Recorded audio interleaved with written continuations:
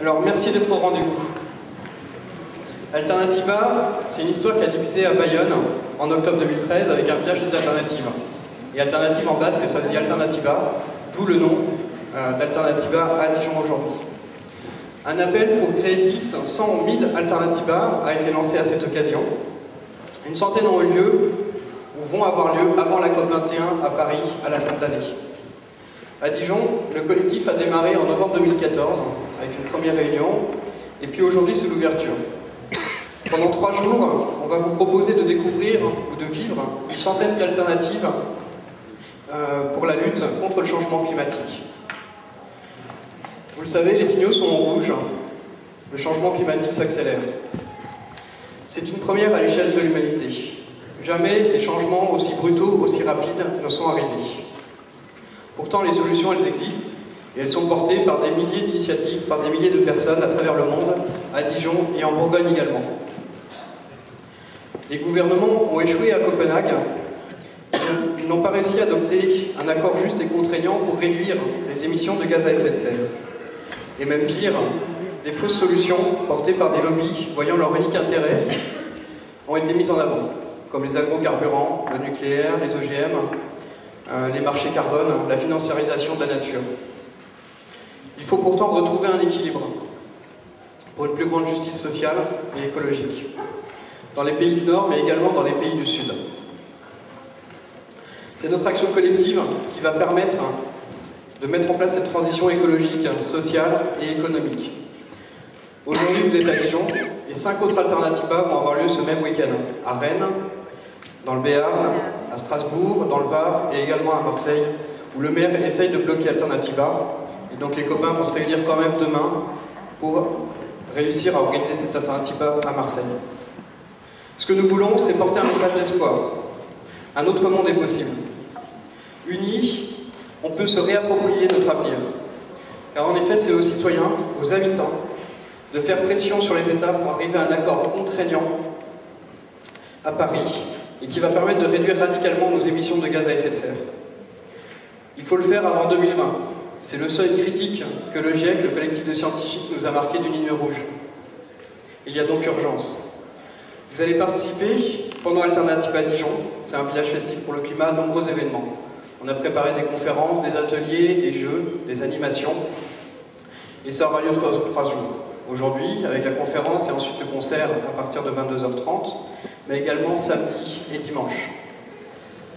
Les rencontres que vous allez faire, nous l'espérons, illustrent cet autre monde qui est possible et qui est déjà mis en œuvre.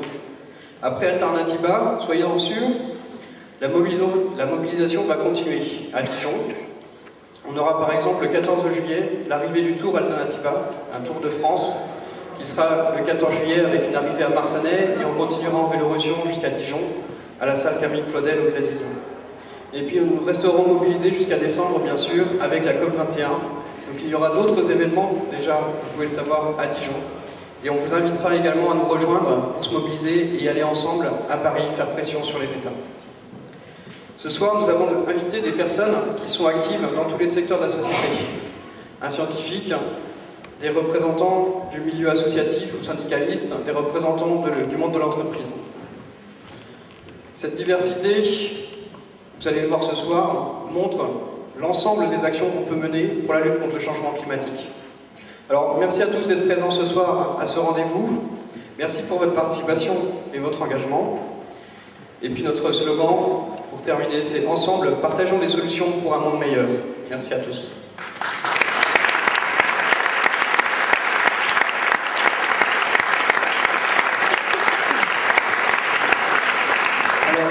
Richard, je te propose de prendre le micro, parce que c'est toi qui vas démarrer. Donc, vous avez les petits présentoirs devant. Donc, nous avons Yves Richard, à côté de moi, qui est climatologue au Centre de recherche climatique de l'Université de Bourgogne. Nous aurons ensuite Nathalie Bartman, directrice d'Ambi, une entreprise d'insertion. Denis Perrault, représentant de la Confédération paysanne pour la Bourgogne au sein du comité national de la Confédération paysanne. Agriculteurs, éleveurs, paysans, sur les hauts plateaux de la Côte d'Or.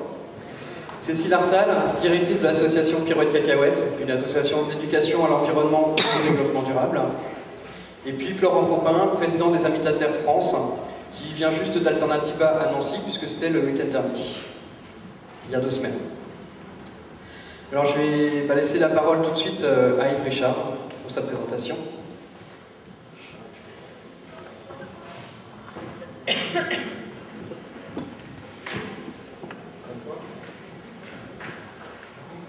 Bonsoir. Merci Benoît, merci à tous d'être venus.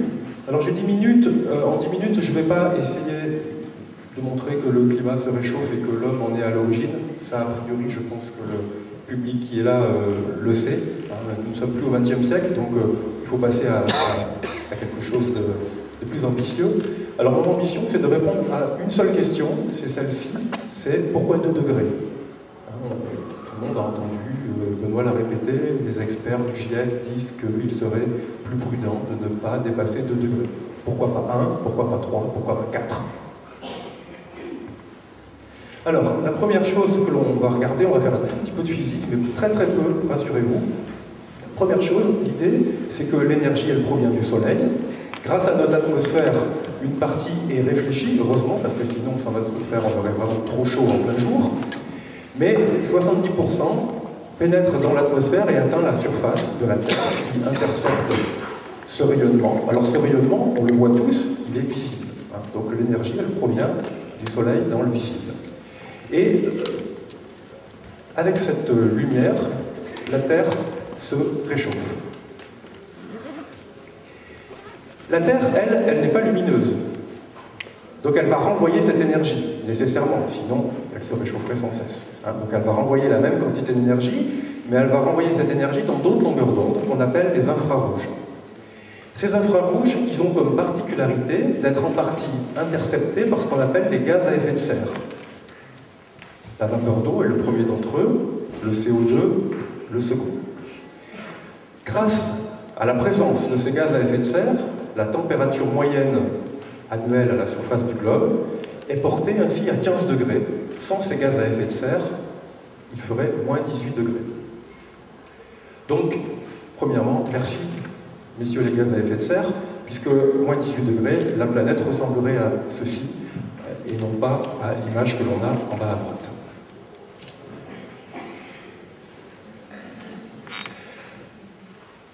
Alors, que se passe-t-il en ce moment? On n'est plus dans une atmosphère naturelle, on a une augmentation empirique d'origine humaine des concentrations en gaz à effet de serre.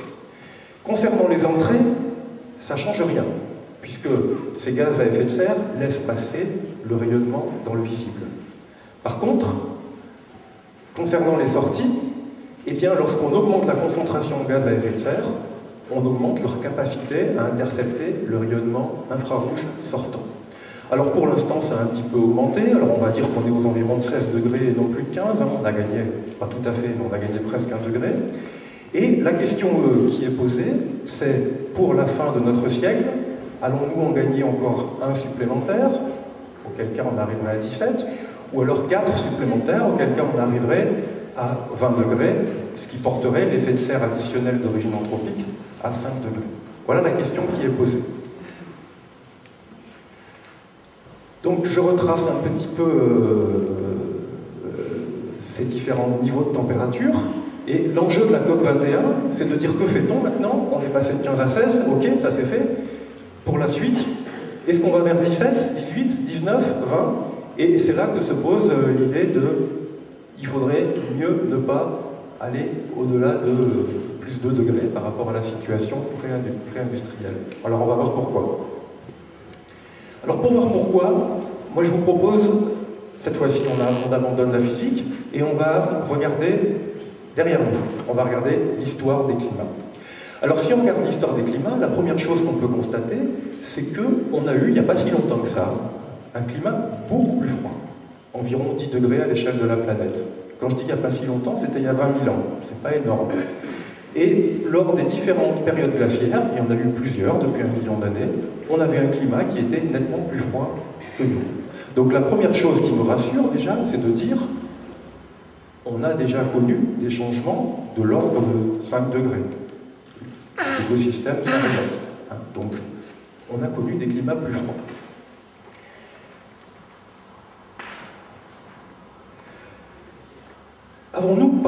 connu des climats plus chauds? Est-ce qu'on a des analogues des plus 17, des 17 degrés ou des 20 degrés, puisque c'est l'enjeu qui est là aujourd'hui? Et si oui, quand?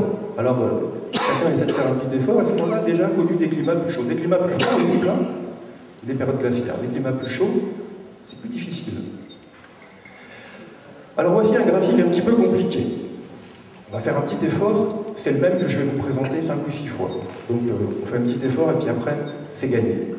Alors pourquoi est-ce qu'il est compliqué? Parce qu'il présente en abscisse, donc ligne horizontale, le temps, sachant qu'à gauche, c'est 0, c'est aujourd'hui.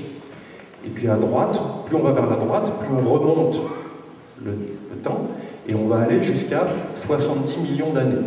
Alors pour mettre quelques petits repères, hein, j'ai montré que 65 millions d'années, ça correspond à l'extinction des dinosaures. J'ai mis un autre repère, vous voyez, vers 3 millions d'années, c'est les premiers hominidés, donc Lucie, les australopithèques. Voilà quelques petits repères temporels. En ordonnée, donc en verticale, on a plusieurs informations. On va se concentrer uniquement sur l'échelle de droite. L'échelle de droite, c'est les écarts de température par rapport à l'actuel.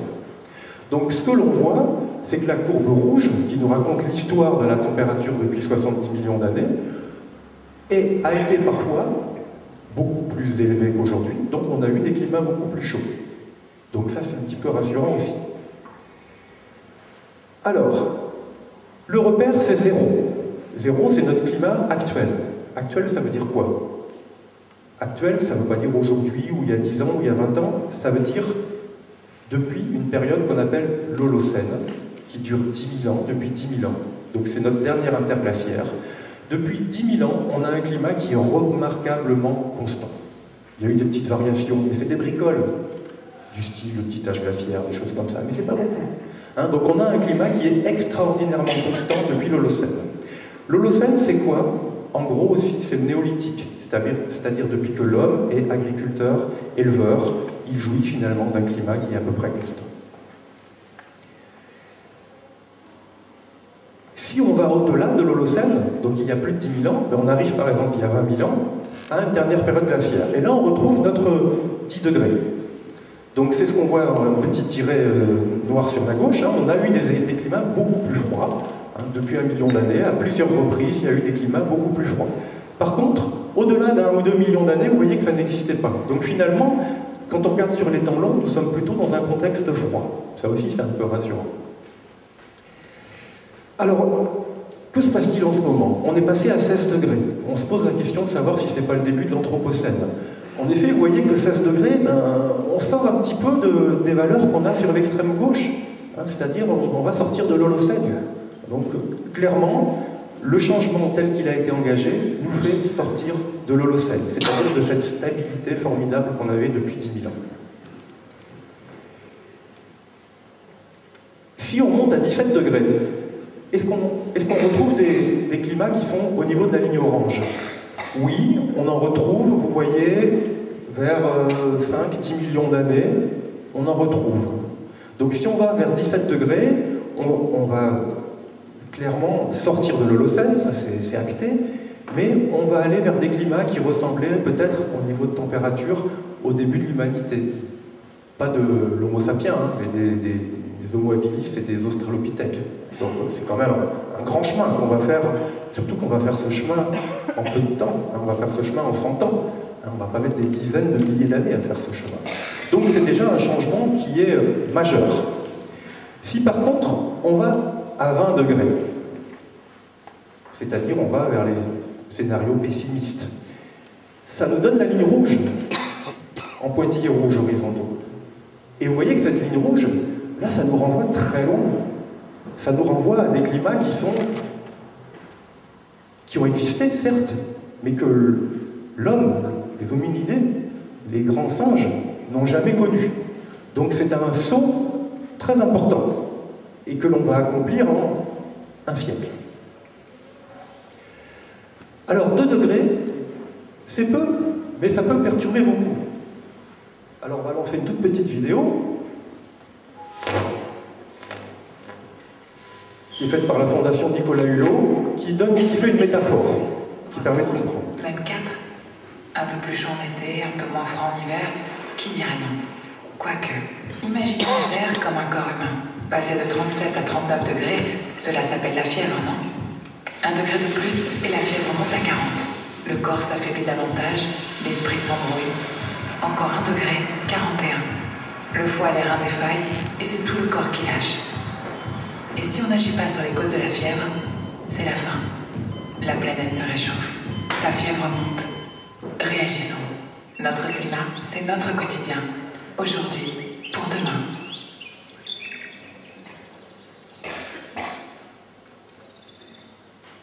Bon, alors c'est une métaphore, elle vaut ce qu'elle vaut, mais c'est parce que 1 degré, 2 degrés, ça semble très peu. On va avoir la semaine prochaine 5 à 10 degrés de plus qu'aujourd'hui, puis on va s'en remettre. Donc cette métaphore, je trouve qu'elle est pas mal parce qu'elle montre qu'un organisme, alors est-ce que la Terre, l'hypothèse Gaïa, est un organisme comme l'homme? C'est peut-être un raccourci un peu rapide, mais ça nous montre que 2 degrés, ça peut être beaucoup finalement. Alors je vais prendre un autre argument qui est un peu plus scientifique, si on veut, qui est de dire... Ça n'a pas marché là. Ouais. Non? Il faut revenir en avant. Voilà, super. Alors, si on augmente la température de 2 degrés, eh bien, on a, dans les études qui sont menées au Groenland, un analogue qu'on appelle l'Éméen. Ça s'est passé il y a 120 000 ans. Et on a eu un climat qui était de l'ordre de 2 degrés. Et ce qui est super intéressant dans cette histoire, c'est que la calotte groenlandaise, elle n'a pas disparu. Donc même avec 2 degrés en plus, la calotte groenlandaise peut se maintenir. Et là, on va voir l'enjeu, c'est super important que cette calotte se maintienne.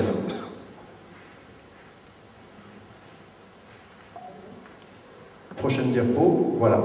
Alors pourquoi c'est important? Parce que la calotte groenlandaise, c'est l'équivalent de 5 mètres de glace. Donc si la calotte groenlandaise ne se maintient pas, le niveau de la mer va augmenter de 5 mètres. J'ai fait une petite analyse rapide. Quelle est la population qui réside pour l'instant à moins de 5 mètres? Il y a 350 millions de personnes qui habitent à moins de 5 mètres d'altitude. Et voici les effectifs ou les pourcentages par continent. Donc là, la question de réfugiés climatiques, sur ce simple critère, montée du... C'est bon? Voilà. Sur ce simple critère de montée du niveau de la mer, 5 mètres, c'est énorme, ça génère 350 millions de réfugiés climatiques. Après, il y aura d'autres réfugiés climatiques pour d'autres raisons que la montée du niveau de la mer, mais simplement cet élément-là. Donc il serait prudent de ne pas déstabiliser complètement la calotte groenlandaise. Alors, ne pas dépasser 2 degrés, ça devrait nous permettre de nous adapter. Quand je dis nous, c'est quoi? C'est qui? C'est les écosystèmes et c'est les sociétés. Pas tous les écosystèmes, pas toutes les sociétés. Alors je me suis amusé à prendre quelques petits dessins. On va dire qu'il y a des petits malins qui se débrouillent, hein, qui vont aller jusqu'au Cap Nord en vélo, eux, ils vont se débrouiller. On voit aussi un oiseau qui va trouver une solution. Par contre, notre pauvre escargot, il ne va pas trouver de solution. Alors c'est gentil dit comme ça, mais après on peut faire toutes les comparaisons avec les sociétés, les gens, etc. Je laisse à chacun son imagination travailler. Donc maintenant, on a compris pourquoi il ne fallait pas dépasser 2 degrés. Il s'agit de ne pas déstabiliser les grandes calottes de glace. Alors il y a d'autres boucles de rétroaction qui vont se mettre en place. J'ai 10 minutes, je n'ai pas pu parler de toutes, j'ai parlé de la principale, on va dire. Donc ça serait prudent de ne pas dépasser 2 degrés. Alors la question maintenant, qui va nous occuper tout le week-end, c'est qui fait quoi? Combien ça coûte? On s'inquiète toujours, ça va nous coûter cher. Oui, mais ça peut rapporter aussi. Hein. Et puis, qui commence? Nous, les Européens, alors que les autres ne font pas? Bon, ben là, pour la COP21, pour une fois, l'idée, c'est qu'on va peut-être commencer tous ensemble, par rapport à Kyoto. C'est ça l'ambition. Et puis, dernier point, c'est que dans tous les cas, même si tous ensemble, on commence à s'atteler à cette question, dans tous les cas, il va falloir se préparer à un climat de 2 degrés supplémentaires. Ça, c'est sûr, on n'y échappera pas. Donc, l'atténuation, elle est indispensable, mais l'adaptation aussi. Donc, il faut qu'on s'adapte dans tous les territoires, et ça, c'est à l'échelle de nos territoires, de nos collectivités, de notre quotidien, qu'il faut que l'on mette en place déjà des stratégies d'adaptation pour ne pas être pris au dépourvu. Merci.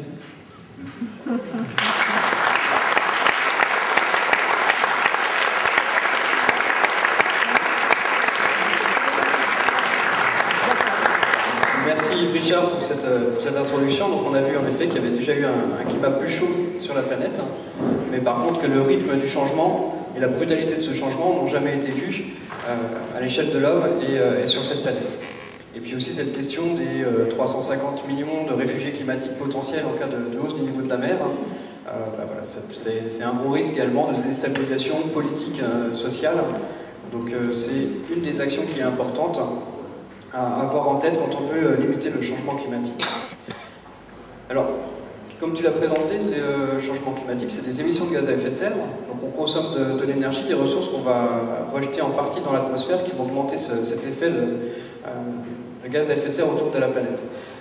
Nathalie Bartman, vous êtes directrice d'une association d'insertion et votre spécialité c'est de récupérer de l'électroménager et de pouvoir le revendre en état à des personnes qui le souhaitent. Et ce qui nous semble intéressant avec notre intervention, c'est d'intervenir sur l'adaptation, notamment en termes d'économie circulaire, parce que c'est une nouvelle thématique qu'on traite de plus en plus maintenant dans les débats. Donc comment on peut changer le modèle économique? Et vous avez une entreprise qui a donc travaillé sur cette thématique de l'économie circulaire et qui permet notamment d'économiser de la matière première. Bonsoir à toutes, bonsoir à tous. Un sacré exercice de style de passer après Yves Richard. Je ne savais pas quel était l'objet de la thématique. Je suis désolée, parce que moi j'aurais bien aimé vous écouter plus longtemps.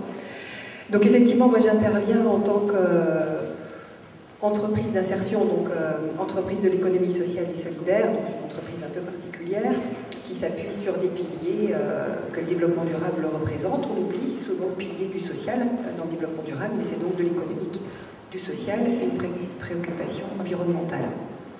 Donc dans l'expérience d'Envie, que je vous relaterai ce soir, c'est effectivement combiner l'action économique, sociale et environnementale.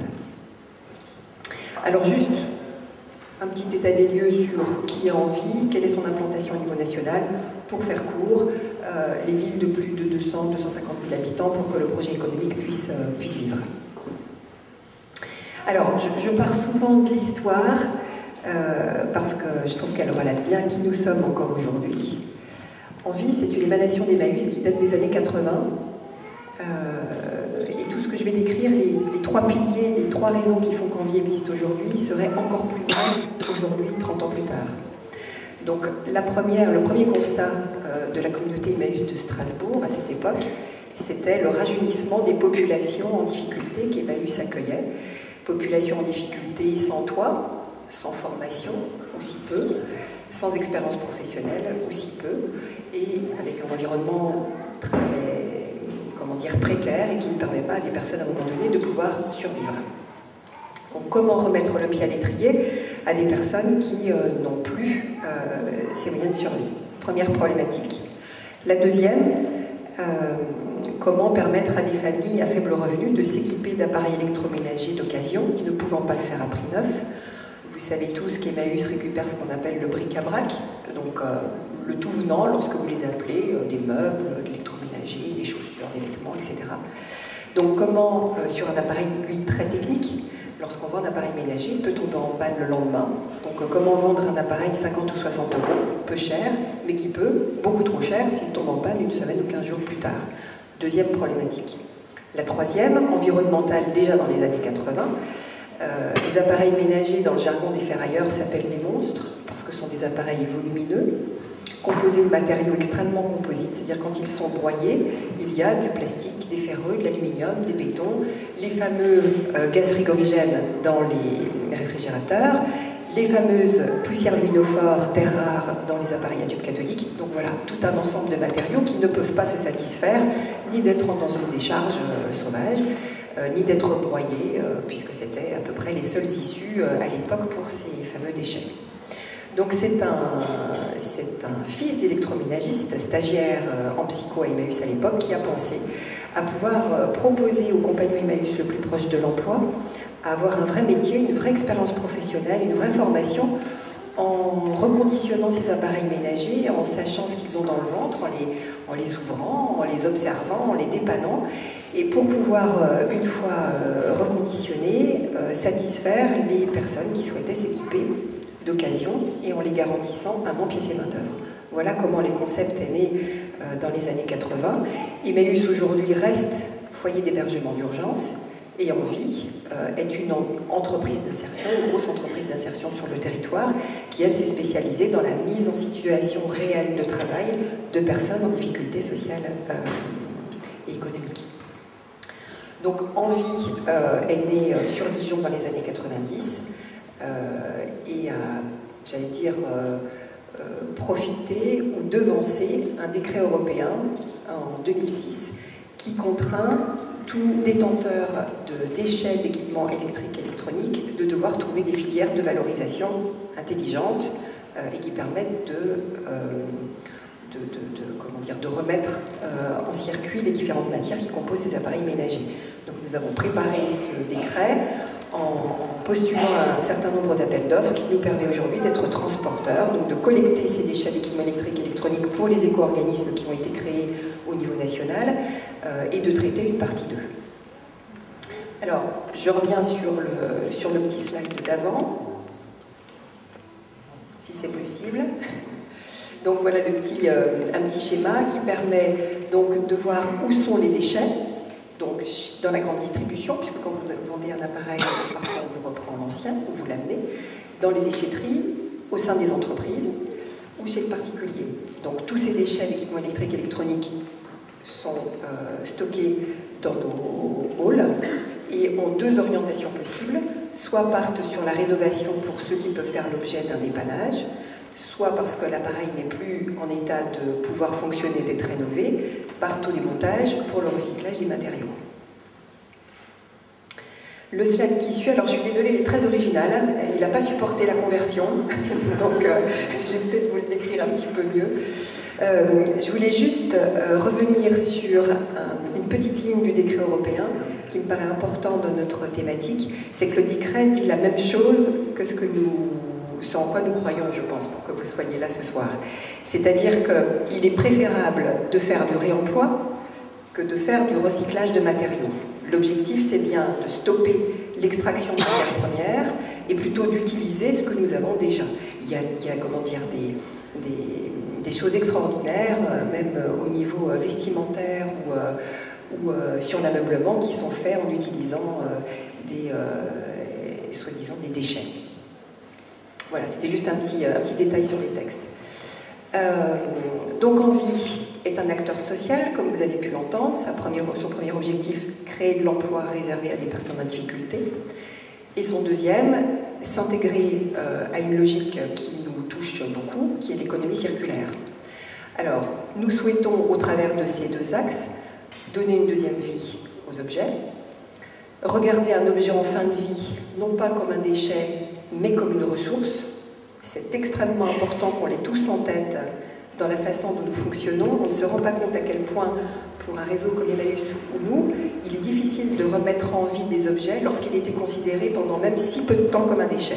Parce qu'un déchet, on l'entrepose n'importe comment, on le met à l'humidité, on le casse, on le cabosse, on en fait quelque chose qui fait que le réemploi est beaucoup plus difficile ensuite. Donc je pense qu'il est vraiment... C'est une demande qu'on aurait, ou c'est un souhait que nous aurions, c'est qu'on arrête de parler de déchets et qu'on parle plutôt de produits en devenir. Nous souhaitons contribuer à la lutte contre le gaspillage et les produits jetables.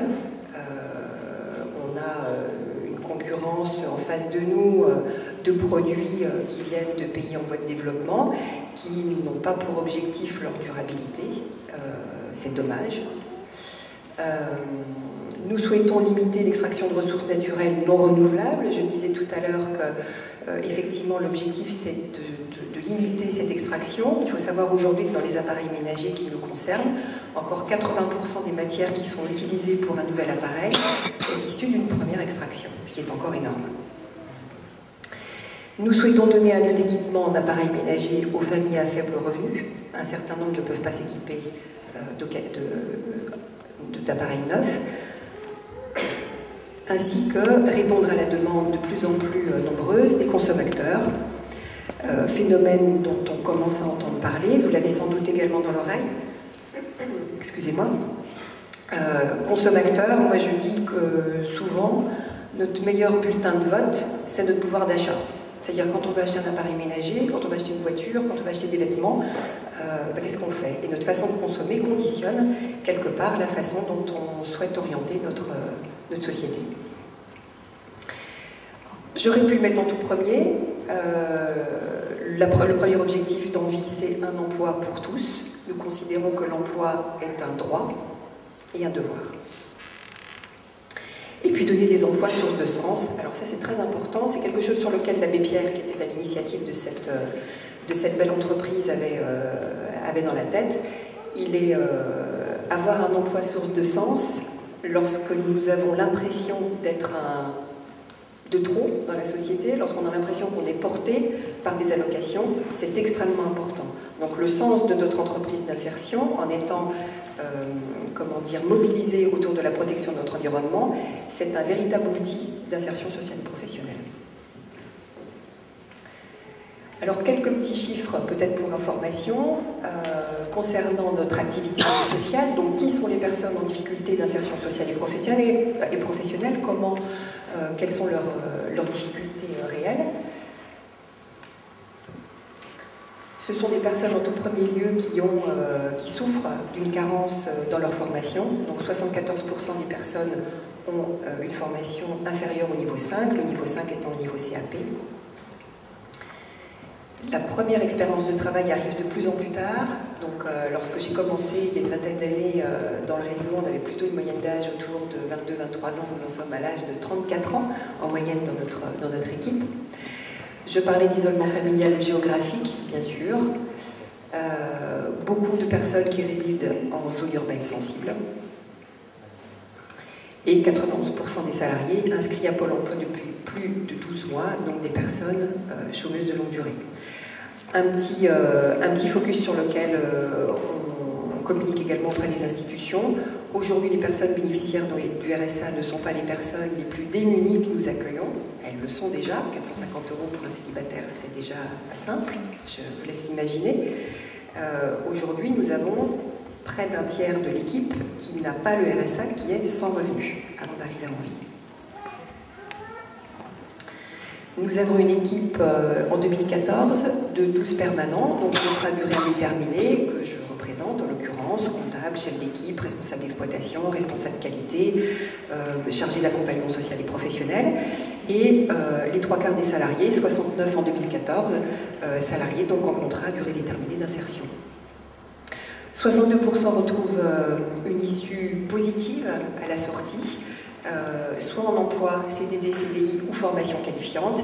Il est vrai que depuis les plus fortes complications qu'on retrouve sur le marché du travail depuis 2008, nous avons beaucoup travaillé sur la formation qualifiante, étant donné qu'on sait qu'à l'issue, l'emploi ne sera pas forcément là, mais en tout cas la personne doit être préparée à un niveau minimum de formation et à une formation vendable sur le marché.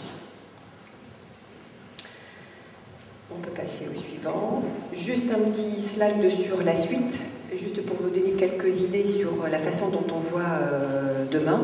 Notre objectif, c'est développer de l'emploi, parce que la demande, bien sûr, est toujours plus importante de personnes en difficulté, et c'est développer de l'emploi dans des métiers qui nous parlent. Et dans ceux qui nous parlent, il y a en l'occurrence la location, donc l'économie fonctionnelle, la location de nos propres appareils, la location de produits festifs bientôt.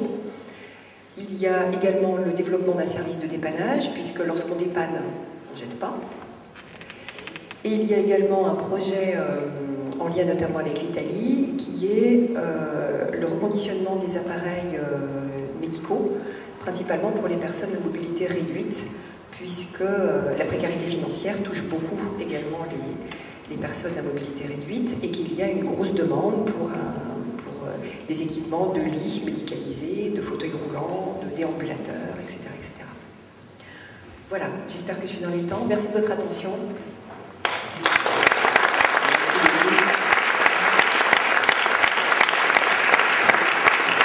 Merci pour cette intervention qui n'était pas forcément facile d'intervenir sur ce sujet après la présentation de la climatologie. Moi, ce que je voyais également, c'était tout le nouveau vocabulaire, les nouveaux concepts qui sont nécessaires pour développer ça. Vous avez parlé que le déchet devient une ressource, la lutte contre le gaspillage.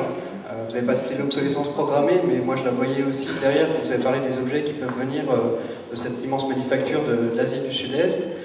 Arrêter l'extraction des matières premières, et aussi donc les terres rares qui peuvent être derrière dans tous ces objets. Et puis peut-être vous rassurer un petit peu, parce que Yves Richard intervient demain, donc samedi à 11h, si vous le souhaitez, dans cette même salle. Yves Richard aura 1 heure à lui tout seul pour intervenir avec 4 idées autour du changement climatique. Alors, je voulais également vous rappeler, si vous le souhaitez, vous avez le panier de Florence qui est disponible par ici, donc vous pouvez laisser vos questions. S'il y a des questions que vous souhaiteriez poser dès maintenant aux intervenants, n'hésitez pas à le noter sur votre papier et à la déposer dans le panier tout de suite. Alors, ensuite, Denis Perrault, donc aussi acteur économique, mais là, côté paysan. Vous êtes syndicaliste à la Confédération Paysanne. Alors, j'ai bien aimé quand on a préparé notre conférence, parce que vous nous parlez de votre troupe de moutons. Donc vous n'êtes pas tout seul, en fait, sur votre ferme.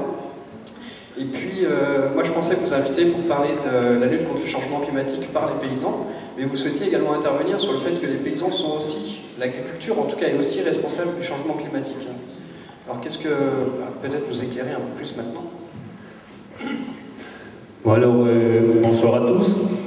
Oui, je trouvais important que la Confédération Paysanne soit impliquée dans ce Alternative Org, parce que déjà les agriculteurs sont des citoyens, donc forcément concernés au même titre que les autres, et en plus les agriculteurs présentent cette particularité aujourd'hui dans notre société d'être quasiment les derniers à travailler avec la nature et avec le temps.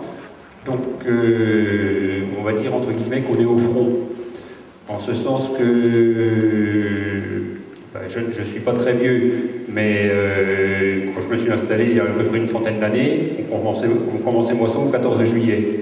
Là, je viens de Veneur-et-les-Laumes, il y a une 50aine de kilomètres. Il y avait des moissonneuses batteuses plein la plaine, on est au 25. Donc, on sème un peu plus tôt, c'est pas tout à fait les mêmes variétés. Il y a eu une variation technique, certes, mais il n'empêche que les plantes ont besoin d'une certaine somme de température, donc c'est la moyenne de température jour, enfin minimum, maximum cumulé sur les jours, et arrivé à 150 jours, le blé fait une feuille, à 300 jours, il fait sa deuxième feuille, et avec le réchauffement climatique, les sommes de température restent constantes. Pour arriver à maturité, la somme de température est toujours la même, donc si le climat se réchauffe, on arrive à maturité plus tôt. Et on est vraiment typiquement dans ce cas-là. Et s'ajoute à ça que tous les événements climatiques, les accidents climatiques, inondations, pluie, coups de chaud, il y en a toujours eu, mais on a quand même l'impression que c'est de plus en plus souvent. Donc on est au front de ce côté-là, en première ligne, et en même temps, l'agriculture représente à peu près 20% des émissions de gaz à effet de serre.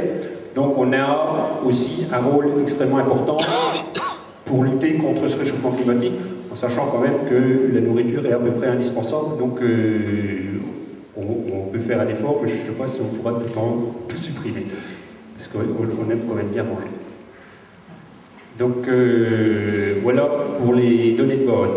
Alors, ce qu'on nous présente en ce moment, le type d'agriculture qu'on développe aujourd'hui, c'est l'agriculture industrielle, avec, vous en avez sûrement entendu parler, la ferme des 1000 vaches, un atelier d'engraissement de 1000 taurillons dans le Limousin. Alors celui-là, il est particulièrement balèze parce que dans le Limousin, certes, ils ont les bêtes engraissées, seulement ils ne produisent pas le premier kilo d'orge ou de grain. Donc ça veut dire qu'il va falloir tout amener de l'extérieur pour arriver à engraisser ces vaches-là, et après qu'on va redispatcher à travers toute la France pour les manger. Donc on est vraiment dans un système qui est l'agriculture hors sol, complètement coupée de la nature elle-même. Donc ça, c'est un type d'agriculture qui est vraiment climaticide, et qui en plus n'est pas durable ni socialement ni environnementalement. Donc on ne comprend pas pourquoi on veut partir dans ce système-là. Autrement, mais si j'ai pas les lunettes, oui, autrement on nous vend aussi le business des fausses solutions, le greenwashing de l'agriculture, avec les OGM qui vont nous sauver, avec les drones qui vont surveiller les parcelles pour nous dire qu'est-ce qu'il faut faire, et tout ça. Donc on nous fait croire aussi que c'est par ce système-là qu'on va s'en sortir, alors que c'est une fois de plus une fuite en avant technologique qui sert surtout quelques, je ne sais pas si on peut le dire, mais le grand capital, quoi. C'est Monsanto et Enco qui sont derrière tout ça. On voit bien dans les comités qui se mettent en place, c'est quand même ça, le fonds de commerce, c'est quand même ça. Alors nous, à la Confédération Paysanne, on pense qu'il y a une alternative à ce type d'agriculture, qui est ce qu'on appelle l'agriculture paysanne, donc qui consiste à une agriculture en lien avec son territoire, relocalisée, avec des volumes de production répartis, parce que je crois que l'agriculture est un gigantesque bassin d'emploi et qu'il vaut mieux 4 petites fermes, enfin 4 fermes normales qu'une ferme de 1000 vaches ou ce genre de trucs. Il y a vraiment, par les temps qui courent, je crois qu'il y a vraiment des emplois dans l'agriculture et qu'ils seraient les bienvenus aujourd'hui. Voilà. Je voudrais profiter aussi que j'ai la parole là pour dire que souvent dans les milieux qui se battent pour le climat, on a tendance à considérer l'élevage comme l'ennemi juré. Mais je voudrais quand même préciser que l'élevage industriel est certes climaticide, mais que l'élevage, quand vous allez vous promener à Semur ou dans l'Aussois ou vous traversez la Nièvre ou le Morvan, que les vaches qui pâturent sur des prairies naturelles ne sont pas très nocives pour le climat. Les pâtures sont de formidables puits à carbone qui, entre guillemets, refroidissent le climat, même si les guillemets sont... Donc l'agriculture a une formidable capacité d'adaptation. On a tendance à produire ce que la société attend de nous, un peu. Donc je crois que la balle est aussi dans le camp du consommateur, c'est ce que disait Nathalie tout à l'heure. Notre bulletin de vote est dans notre caddie, et qu'en faisant attention à ce qu'on achète, en n'encourageant pas la production industrielle, mais en privilégiant les circuits courts,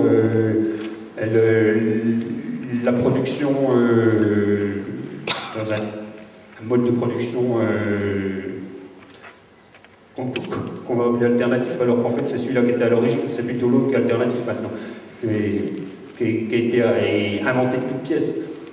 Donc je crois que c'est très important qu'on fasse attention à ce qu'on achète, à ce qu'on mange, parce que on devient ce qu'on mange, je crois, et il faut faire attention à ça. Donc l'agriculture a sa place à prendre, mais elle ne pourra la prendre que si en face le consommateur est prêt à l'aider à la prendre. Voilà.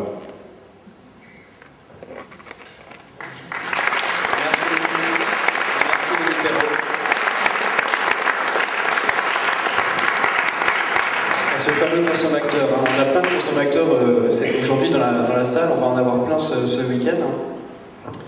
Et Cécile Artal, la Pirouette Cacahuète, est-ce que vous formez des consommateurs? J'espère surtout qu'on forme des gens éclairés, donc consommateurs forcément. Tu peux passer, Marie, si tu veux. Donc, nous, on est... Je crois que je me trompe, voilà. Donc nous, on appelle ça des éducateurs à l'environnement et au développement durable. Alors moi, j'aime pas du tout ce terme-là, parce que éducateur, souvent les gens pensent que c'est que pour les enfants. En plus, on s'appelle Pirouette Cacahuète, donc voilà. Donc nous, on ne travaille pas qu'avec les enfants, et justement, notre métier, en fait, on a un peu deux métiers. On a un premier métier qui est d'apporter de la connaissance, la compréhension des enjeux. Par exemple, on explique régulièrement à des enfants à partir de 6 ans, des collégiens, des adultes, parce que Yves nous a expliqué tout à l'heure sur comment ça marche, les gaz à effet de serre, que c'est un phénomène naturel et qui est en train de se modifier. Donc ça, c'est des choses qu'on rappelle régulièrement. À peu près 80% de nos publics ne confondent la couche d'ozone et les gaz à effet de serre et ne savent pas comment ça fonctionne. Donc nous, notre métier, c'est de trouver comment faire que ces connaissances-là soient apportées. quand on parle de déchets, je suis assez d'accord avec Nathalie, nous on travaille sur l'histoire des déchets, parce qu'en fait on se rend compte, quand on regarde l'histoire des déchets, que la notion de déchet telle qu'on la voit aujourd'hui, c'est à peine 100 ans dans l'histoire de l'homme. C'est l'année 1920-1930, avec l'arrivée de la pétrochimie et le déséquilibre des populations entre la ville et la campagne. Et une fois qu'on a pris conscience de ça, 100 ans dans la vie de l'homme, pas grand-chose. Donc ça veut dire qu'il y a peut-être possibilité de faire autrement. Donc notre métier, c'est d'aller chercher la connaissance, et puis après de travailler sur comment on fait pour que le public, ils puissent intégrer ces connaissances. Donc on travaille sur des approches pédagogiques les plus diverses possibles, et comprennent les enjeux. Et notre travail, c'est non pas d'arriver avec que du texte, mais bien des outils pédagogiques qui permettent que les gens, petit à petit, fassent le cheminement de pensée nécessaire pour comprendre les enjeux. Donc ça passe par tout un tas de choses qu'on invente pour arriver à ça. Là, je vous ai mis en exemple, par exemple, une exposition qui s'appelle Village de demain, à nous de jouer. Donc c'est une exposition interactive où, du coup, le public manipule des vignettes, des photos, tout un tas de choses pour petit à petit construire leur pensée et comprendre l'histoire de la ville, comment la ville s'est bâtie, quels sont les enjeux aujourd'hui, et ouvrent leur imaginaire à la ville de demain. Donc il y a vraiment aussi ce volet-là qui me semble important. Par exemple, on travaille, donc je vous disais, beaucoup sur l'histoire, parce que moi je pense qu'on ne peut pas envisager l'avenir si on ne connaît pas ce qui s'est passé avant. Donc on travaille par exemple sur l'histoire des transports. On a un jeu avec 4 périodes historiques où on se rend compte que l'homme, au départ, s'est servi de ce qu'il avait, la rivière. Le premier moyen de déplacement pour l'homme, c'était un rondin de bois où il s'est mis dessus, puis il a laissé la rivière l'emporter.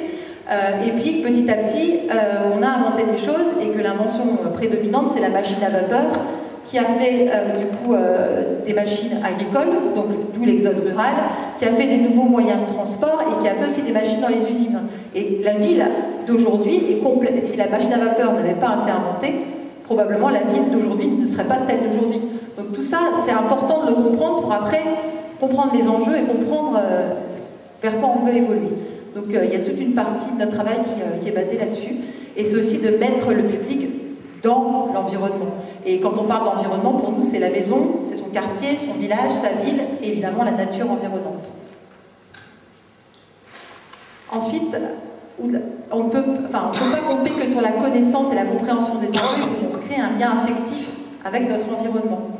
Alors on pense tout de suite au décalage qu'il y a souvent entre l'urbain et la nature. Nous, on accueille souvent des classes où les enfants ne sont jamais allés dans la forêt à Combières-les-Dijon, des enfants de Chedauve qui ne sont jamais allés en forêt. Ça nous arrive régulièrement des mamans qui ne sont jamais allées en forêt.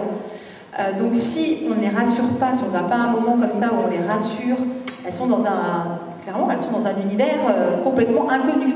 Donc il y a une partie, à un moment, de les rassurer, d'en donner des codes, de leur faire aimer cette forêt. Et là, ça passe beaucoup par le sensible, par le sensoriel, par le côté créatif des choses. Donc on cherche aussi ça, à comment on fait pour reconnecter les gens avec leur environnement, mais je pense aussi à l'urbain. Cet après-midi, j'étais avec un groupe de gens de futurs professionnels de l'éducation à l'environnement, plutôt des naturalistes, pour qui la ville, c'est vilain, c'est moche, ça pue. Et donc du coup, à un moment, c'est comment on fait pour leur montrer que la ville, il y a tout le champ des possibles de la ville. Donc évidemment, l'entrée patrimoniale est intéressante à un moment. Donc juste, je les ai mis à l'église Notre-Dame, je leur ai demandé de se mettre le long de la marche, vous pouvez vous amuser à le faire, c'est assez chouette, et de lever la tête. Et d'un seul coup, on a toutes les gargouilles qui sont juste au-dessus de nous. C'est une vision complètement incroyable, je vous assure, quand vous le faites une fois, vraiment vous vous mettez dessous, vous n'oubliez pas cette image-là. Et forcément, c'est aussi comme ça, se créer et après, quand on passe devant l'église Notre-Dame, on la regarde complètement différemment. Donc c'est ça aussi notre travail, c'est comment on crée un lien fort avec notre environnement.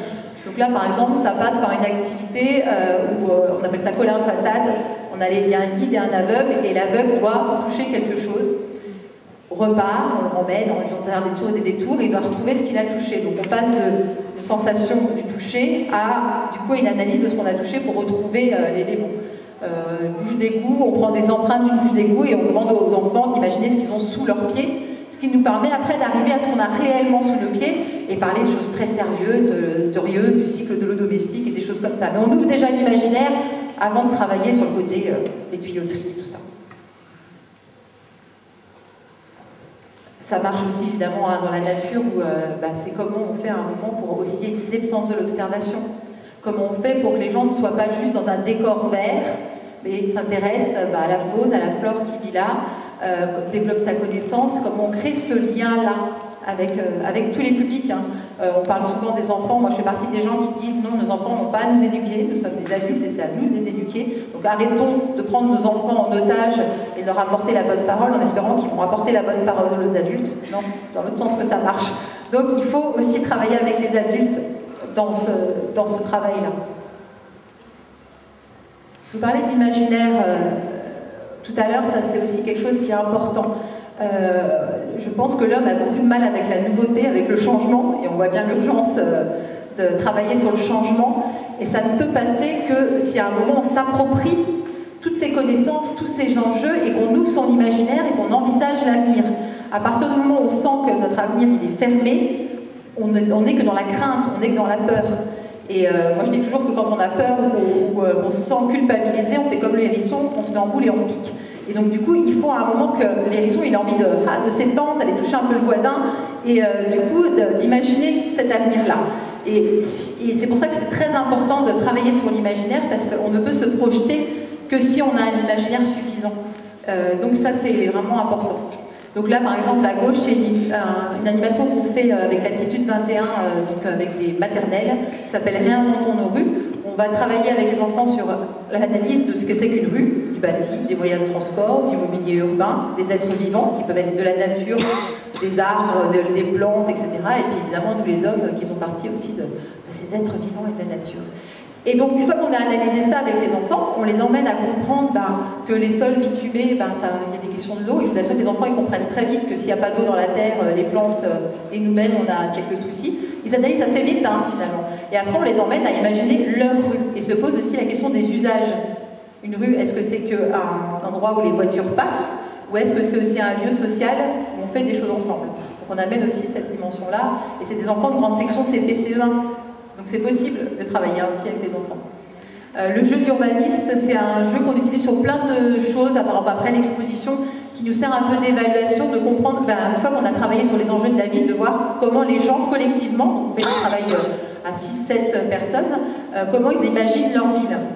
Je peux vous dire que ça discute, parce que du coup c'est pas évident, et d'un seul coup on prend conscience aussi du tout le travail que font les urbanistes notamment, et tous les gens qui travaillent avec les urbanistes, que construire une ville c'est complexe, construire un quartier c'est complexe, il y a plein d'enjeux différents, et en faisant concrètement sa maquette de ville, on comprend toutes les difficultés qu'on rencontre, la difficulté de se mettre d'accord avec les autres, les difficultés techniques pour que la ville, les moyens de transport, ça se fasse quand même, les choix de ville horizontale, de ville verticale, est-ce qu'on place la nature avec un énorme parc central, mais quid des corridors biologiques? Donc non, il faut aussi travailler sur la répartition des espaces naturels et quelle typologie d'espaces naturels. Voilà, on est vraiment dans une approche concrète aussi. Donc ça, c'était notre premier volet, on va dire. Travailler sur l'histoire, apporter des connaissances, une vision globale des enjeux, faire en sorte que les gens ouvrent leur imaginaire et du coup envisagent l'avenir. Et notre deuxième métier, j'ai presque envie de dire, c'est travailler sur du concret. Parce que nous, Pirouette existe depuis plus de 10 ans maintenant. Il y a 10 ans, c'était ouais, c'est quoi ces écolos? Aujourd'hui, on a des gens qui nous disent c'est quoi la solution? Donc on leur dit qu'il n'y a pas la solution, mais peut-être des solutions déjà, première chose. Mais c'est aussi d'arriver dans des choses très pratiques. Donc on va en déchetterie, par exemple, on accueille les gens à la benne des déchets verts, on regarde ce qu'ils amènent et on leur fait des propositions. On leur dit plutôt que de venir en déchetterie un samedi, vous avez peut-être envie de faire autre chose, vous pouvez faire telle ou telle chose. Donc ça peut être utiliser sa tombe de pelouse sur son potager, ça peut être utiliser même son tuya sur les framboisiers parce qu'elles aiment bien l'acidité, etc. Donc vraiment être dans le concret. Donc ça peut être des ateliers de produits d'entretien, cosmétiques, tout ce qui touche en fait notre quotidien. Donc apporter des solutions pratiques sur notre quotidien. Donc on passe beaucoup de temps à tester des choses nous-mêmes avant de pouvoir les faire passer aux gens. Et surtout, ils repartent en ayant fait. C'est pas simplement, oui, vous pouvez faire votre produit ménager avec ceci, cela. Ça peut paraître très simple, mais les gens ont besoin de tester, de manipuler, de faire pour s'approprier le truc et pouvoir le refaire à la maison.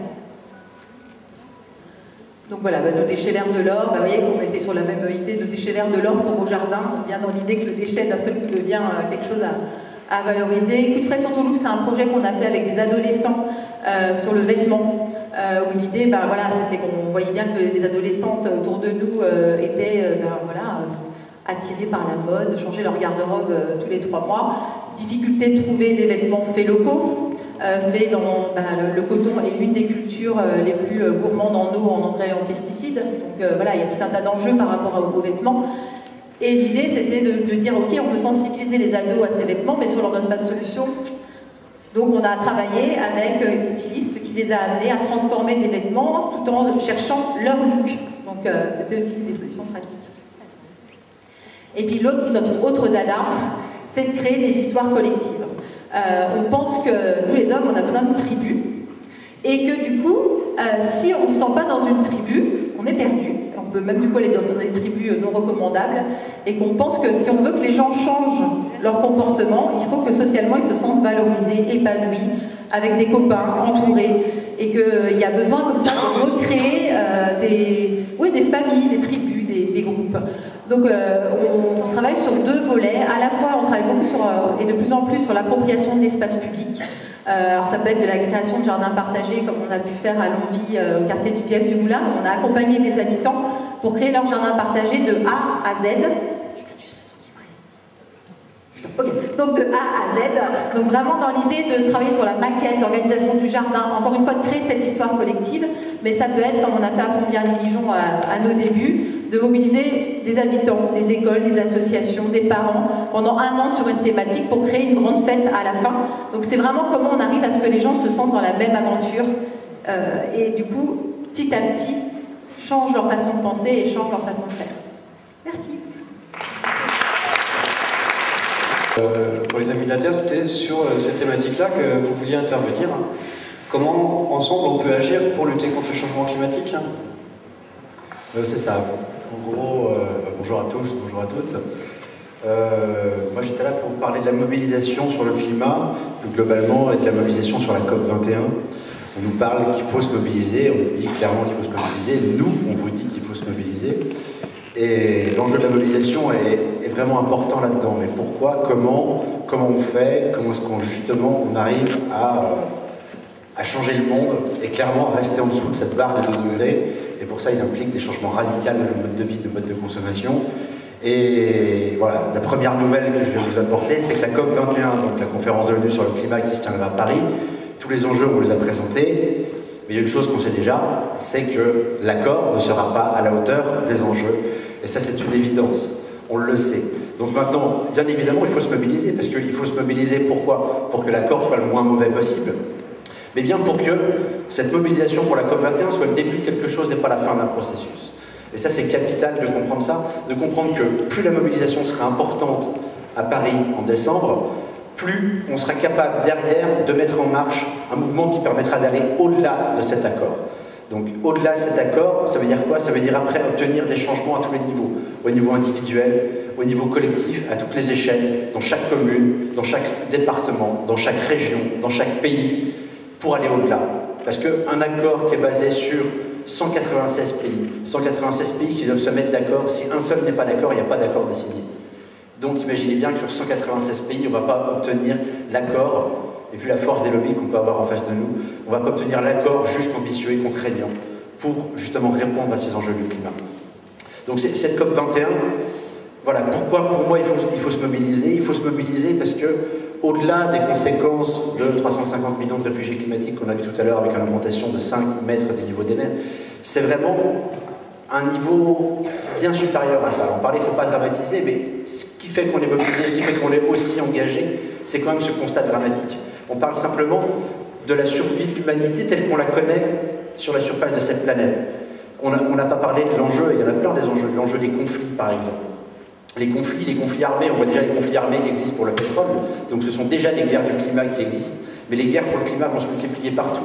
Et on ne sait pas à quelle échelle, parce que ces mouvements de population et l'ensemble de ce qui va en découler vont avoir des conséquences gigantesques. On parlait de l'agriculture tout à l'heure, l'agriculture c'est capital là-dedans. L'agriculture c'est l'alimentation de la planète. On a vu quelles ont été les dérives de l'alimentation à l'heure actuelle, et donc les délires, c'était le bon lapsus, les délires dans lesquels on peut tomber en matière de production d'agriculture, et comment un aliment est capable de faire 3 fois le tour de la planète avant d'arriver dans notre assiette. C'est bien justement l'enjeu d'une relocalisation de l'agriculture et d'une agriculture paysanne. C'est que justement, si on veut nourrir le monde, des sécheresses qui vont se multiplier partout, on ne l'a pas dit non plus aussi, mais c'est aussi toute la multiplication des événements climatiques majeurs, donc des inondations, des sécheresses, etc. etc. Donc clairement, l'agriculture est la première chose menacée. L'alimentation est la première chose menacée. Et l'homme qui n'a plus à manger, ça redevient un animal sauvage, et vraiment sauvage. Et donc là, c'est bien pour ça que je retombe sur cet enjeu des conflits, qui est vraiment extrême, qui est vraiment capital là-dedans. Donc pour moi, voilà, il fallait vraiment faire cette petite parenthèse sur l'importance de l'enjeu, de pourquoi il faut se mobiliser, parce qu'il faut se mobiliser. Donc pendant cette COP 21 va durer 2 semaines. Donc elle va démarrer le 30 décembre, avec un week-end avant qui va se dérouler donc les 28 et 20 novembre, pardon, les 28 et 29 novembre, jusqu'au 11 décembre officiellement, elle dure toujours un petit peu plus, donc on se doute bien qu'elle va durer jusqu'au 12. Donc en gros, des mobilisations qui se font déjà bien sûr en amont, hein, on le voit là aujourd'hui avec Alternativa, mais des mobilisations pendant la COP, si on se concentre sur ces 15 jours-là, donc avec des mobilisations qui ont été actées au niveau international, hein, c'est aussi toute une joute inter-ONG, on ne joue pas qu'avec les lobbies, c'est entre les ONG, on doit aussi bien sûr se mettre d'accord pour aussi obtenir des mobilisations et avoir des accords sur les dates, sur les enjeux, sur ce qui est porté, comment c'est porté, c'est assez complexe. Donc ce qui a été acté au niveau international dans l'ensemble de nos organisations, c'est qu'il va y avoir en fait une montée en puissance. C'est qu'on veut monter en puissance et profiter de ces 15 jours pour arriver à la fin à une mobilisation extrêmement massive qui permette de pouvoir gagner le combat de la communication. Parce qu'il y a une bataille de la communication à gagner et il faut que le dernier mot, ce soit la société civile qui l'ait. Donc le premier week-end, les week-ends des 28 et 29 novembre, il est acté qu'il va y avoir des mobilisations décentralisées, c'est-à-dire dans chaque pays, dans chaque région, des mobilisations partout. Il faut que cette mobilisation soit extrêmement importante, et aussi à Paris. Il faut que cette mobilisation soit extrêmement importante parce que la suite en découle. Dans une volonté de monter en puissance, si on n'a pas un premier week-end qui est extrêmement fort, on n'aura pas une suite qui soit aussi très forte. Donc ce premier week-end, cette première semaine dont il va se dérouler un certain nombre d'actions, partout bien sûr, on ne va pas globaliser, au milieu de la COP, cet événement international qui est le village mondial des alternatives. Donc le village mondial des alternatives, il faut savoir que la dynamique alternative est une dynamique qui va au-delà de nos frontières et qui a donc pris partout et dont tous les mouvements internationaux ont pris acte qu'à Paris, il fallait absolument utiliser et exploiter cette dynamique alternativa. Donc le week-end du milieu, le week-end des 6 et 7 décembre, va se tenir le village mondial des alternatives, avec des alternatives qui vont venir de partout dans le monde, et aussi de chaque alternativa, donc les 6 et 7 donc, à Montreuil, entre la mairie de Montreuil et la Croix de Chabot. La deuxième semaine qui va être toujours dans la montée en puissance, et pendant aussi cette deuxième semaine, il va y avoir ces dates des Climate Games. Alors les Climate Games, c'est super sympa. Paris va être découpé en un terrain de jeu, là on rentre dans l'éducation de l'environnement. Paris va être découpé en un grand terrain de jeu avec en face des objectifs qui sont les responsables du changement climatique. C'est bien de dénoncer qui sont aussi les responsables du changement climatique, les lobbies, etc. etc. Et donc avec un jeu de points où chacun peut s'impliquer à tous les niveaux, entre des niveaux d'information, de dire ce qui se passe là, à tel moment, sur la COP au Bourget, à tel endroit, et des gens vont pouvoir mener des actions, des organisations vont pouvoir mener des actions et vont aller gagner des points en mettant en place des actions qui seront les plus réussies possibles et qui vont avoir toutes les formes les plus festives possibles aussi. Ça, c'est important. Le 11 décembre, la Big Action Amis de la Terre, donc moi je suis bien sûr des Amis de la Terre, donc une grande fédération internationale, on est le plus grand réseau écologiste au monde, présent dans 77 pays, 2,5 millions d'adhérents, et on sait faire de la mobilisation aussi bien sûr. Donc les adhérents des Amis de la Terre de beaucoup de pays, et notamment les pays européens, seront présents à Paris en force. Ça a déjà été le cas à Copenhague, ce qu'on appelait la vague bleue à Copenhague, c'était les Amis de la Terre. Donc en France, même si on est très faible à côté de nos voisins allemands, par exemple, qui sont 400 000 adhérents, il va y avoir beaucoup de monde, donc au moins 5 000 adhérents des Amis de la Terre, plus tous les sympathisants, une mobilisation qui vise à réunir 10 000, 20 000, 30 000 personnes sur Paris. Le 11, donc là on est vraiment dans la fin de la montée en puissance, la veille de la grosse action finale, cette action finale du 12, où tous les mouvements vont appeler ce 12, mais pas une action, pas une marche comme d'habitude. On ne sait pas encore quelle forme on va prendre cette action-là, mais une action qui va être clairement désobéissante, qui va aller au-delà de ce qu'on peut voir jusqu'à maintenant. Et ça a été dans toutes nos organisations au niveau international, et c'est capital. Parce qu'il faut absolument créer cette anormalité. Il faut que dans l'opinion publique, ce sentiment d'anormalité soit révélé. Que les gens comprennent que maintenant les choses sont plus pareilles, que les mobilisations ne seront plus celles qu'elles ont été, et que cette anormalité, elle doit se traduire dans les actes et dans les faits, et qu'il faut aller au-delà, et qu'il faut aller bien plus loin que ce qu'on a fait. Et tout l'enjeu, c'est l'après-COP. Donc dans l'après-COP, c'est-à-dire après ce mois de décembre à Paris, j'étais hier soir au ministère de l'écologie, Ségolène Royal disait, parce qu'il va y avoir les élections régionales aussi, donc ça va être compliqué en France en termes de communication, disait qu'il va falloir traverser cette COP et poursuivre après. Elle limite que rien ne se passe, et surtout pas la normalité, parce que ça n'irait pas, parce qu'il y a d'autres élections, d'autres échéances électorales derrière. Mais bien sûr, la société civile, notre rôle à nous, c'est d'être en dehors de ces partis politiques et d'être en dehors de ça pour montrer et pour poursuivre au-delà, quels que soient les partis qui sont au pouvoir, et quelles que soient les choses. Et pour ça, il n'y a pas que l'angle, bien sûr, de la contestation, il y a aussi l'angle de l'alternative. L'angle de l'alternative est capital. Parce qu'il faut renforcer ces tissus, il faut aller au-delà de nos milieux, sortir des milieux militants habituels, sortir des milieux des gens convaincus, il faut aller toucher les personnes non sensibles, il faut aller toucher les publics défavorisés, il faut clairement faire ce lien de ce qu'on appelle la justice climatique. La justice climatique, c'est le lien entre cette justice sociale et cette justice environnementale. Il est absolument important de comprendre que les premières personnes affectées par les changements climatiques sont les personnes en situation de précarité. La précarité énergétique en France, la précarité en termes d'accaparement des sols, en termes d'agriculture vivrière dans les pays du Sud. C'est vraiment, voilà, ce lien doit être capital et doit être absolument central dans tout ce qu'on peut penser. Le lien entre l'écologie et le social est indiscutable. Quand on parle aussi d'économie sociale et solidaire, il faut maintenant y rajouter un nœud. C'est l'économie sociale, solidaire et écologique. Il faut absolument ne plus faire la différence entre un angle social d'un côté et un angle écologique de l'autre. La solution, elle est sociale et écologique. Et c'est bien la participation du plus grand nombre qui permettra de gagner ça. Et pour gagner cet enjeu-là, il faut qu'on soit plus nombreux. Donc il faut multiplier les alternatives. Il faut que les alternatives qui sont présentes se multiplient. Il faut que les alternatives deviennent de plus en plus fortes chacune, parce que c'est là qu'on va engager les acteurs, on va engager les collectivités locales. On va montrer qu'il existe des exemples, que les solutions au changement climatique, elles existent. Et ça, c'est véritablement l'enjeu d'Alternativa. Et Alternativa, c'est vraiment une stratégie au-delà d'un enjeu, au-delà d'une mobilisation, d'un simple événement, c'est une stratégie. Donc là, il y a tout l'angle stratégique. Là, je m'étais mis quelques notes avant, mais vu que mon temps est en train de se terminer, je ne vais pas détailler tout cet angle de la stratégie. On aura l'occasion d'en parler demain pour ceux qui voudront venir. J'aurai une heure, comme toi, j'aurai une heure pour parler justement de toutes ces questions de stratégie. Mais il faut absolument mettre en place des stratégies. L'Alternativa, c'est une stratégie. C'est une stratégie qui est partie de Bayonne. C'est une stratégie qui est partie de 6 personnes. Ces 6 personnes qui étaient réunies 9 mois avant cette sortie du 5e rapport du GIEC, du groupe intergouvernemental d'experts sur le climat. Donc, cette alternativa à Bayonne, le 6 octobre 2013. La stratégie a déjà été réfléchie de dire, voilà, il faut qu'on fasse quelque chose, il faut qu'on arrive à sortir de cet échec suite à la démobilisation après Copenhague, après 2009, où là, tout le monde, tous les gens qui étaient mobilisés sur le climat, qui ont appelé les gouvernements à prendre un accord juste et ambitieux et contraignant sur le climat, ont été complètement déçus. Et toute la mobilisation est retombée. Et plus jamais, il y a eu 10 000 personnes de réunies sur le climat. Et à Bayonne, ils se sont dit, là, on est 6, mais il faut qu'on arrive à faire quelque chose, à réunir plus de 10 000 personnes sur le climat, parce que c'est l'enjeu central, c'est l'enjeu au-dessus de tous les autres enjeux. Et donc, ces 6 personnes se sont dit, il faut qu'on arrive à faire cet événement. À Bayonne, dans une ville de 40 000 habitants, ils ont réuni 12 000 personnes.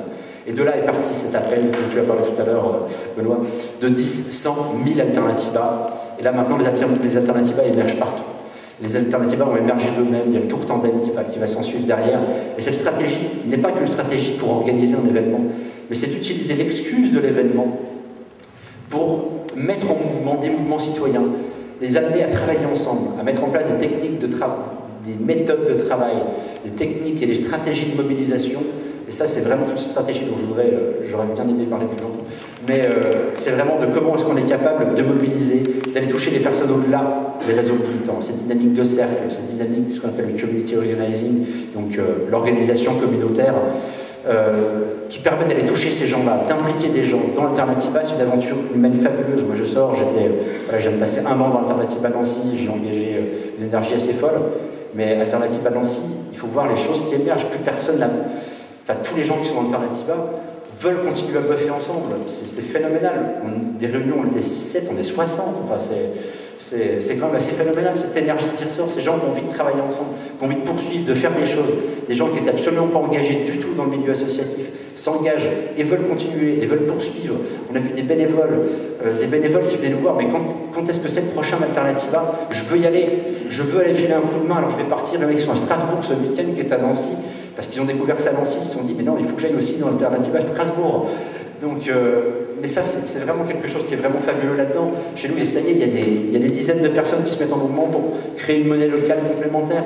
Il y a plein de gens qui veulent se mettre ensemble et qui se mettent ensemble, il y a un projet qui est en train d'émerger pour créer un grand espace, un local, un écopôle où se réunissent des entreprises, des citoyens, des associations qui visent sur tous les enjeux et de l'insertion, de l'économie circulaire, du réemploi, par l'insertion de publics en difficulté aussi. Donc des gens qui sont en réinsertion suite à des peines de prison, des travaux d'intérêt généraux. Tous ces gens-là vont se mettre en mouvement pour essayer de créer cet espace commun où il va pouvoir encore multiplier ces alternatives-là. Et là, j'en passe, mais il y en a plein d'autres. Et tout ça, c'est ce qui s'ensuit derrière l'Alternativa. L'Alternativa, c'est pour ça que nous, on l'a vécu comme un événement unique. Je sais qu'ici à Dijon, vous êtes en train de réfléchir à peut-être en faire un autre après. Mais Alternativa, cette vision et le mouvement de la coordination européenne des Alternativas vise à créer, au-delà d'Alternativa, de cet événement, vise à changer, à se transformer. C'est-à-dire qu'en gros, c'est une autre forme de mobilisation qui va prendre place à ce premier événement qui était fédérateur, qui était l'Alternativa. Mais ça n'empêche pas que d'autres puissent se refaire ailleurs. C'est pas l'empêchement. Mais le mouvement va se transformer. Et donc ça, cette transformation fait que, justement, on va aller au-delà dans la formation des militants, parce qu'il faut que les gens soient formés, il faut qu'on arrive à revenir plus large, et bien sûr, toujours poursuivre cet angle des alternatives, les développer, les multiplier, et qu'elles soient plus nombreuses. Donc l'Alternativa, c'est une grosse fête, et là, moi je suis content de pouvoir en profiter, parce qu'il y a 15 jours, j'ai profité de rien, j'étais lessivé à la sortie, mais là, je vais pouvoir profiter pendant 2 jours d'Alternativa de Dijon. Donc je me réjouis d'être là, je me réjouis que vous soyez là, je me réjouis que toutes ces alternatives soient présentes à Dijon. Et je vous invite vraiment à participer pendant ces 2 jours, ces 3 jours, et même au-delà, à toute cette dynamique Alternativa, parce que c'est une grosse fête et qu'on est là pour tous se faire plaisir ensemble. Merci à tous d'être venus. Faites venir tous vos amis, faites venir tout le monde Alternativa, parce que je vous garantis, c'est génial.